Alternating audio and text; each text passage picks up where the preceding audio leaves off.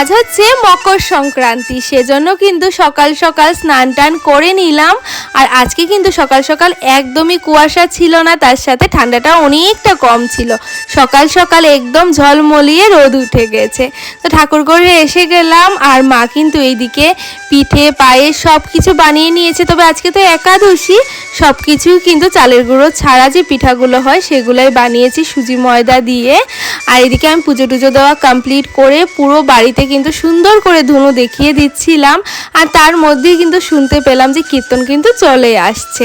তো সেজন্য কিন্তু থালাটা সাজিয়ে নিচ্ছিলাম, একদম কমলা, কলা, তিলের নাড়ু, কদমা, বাতাসা সব কিছু দিয়ে থালাটা সাজিয়ে নিলাম। আর এখন কিন্তু এটা তুলসী বেদিতে নিয়ে রেখে দিচ্ছি।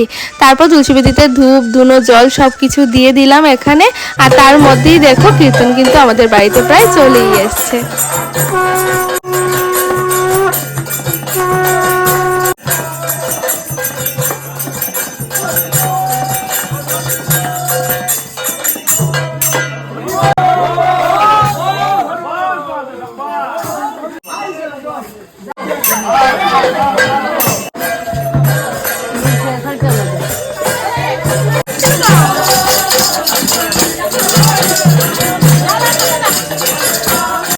কীর্তন তো এখন পাড়ার সমস্ত বাড়িতেই যাবে, সেখানে কিন্তু ঠাম্মার মা চলে গেছে, ওরাও কয়েকটা বাড়িতে যাবে।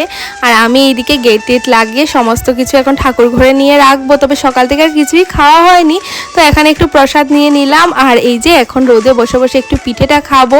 সকাল সকাল স্নান টান করেছি তো অনেকটা ঠান্ডা লাগছিল। তো এই ছিল আজকে সংক্রান্তি দিনের সকালটা।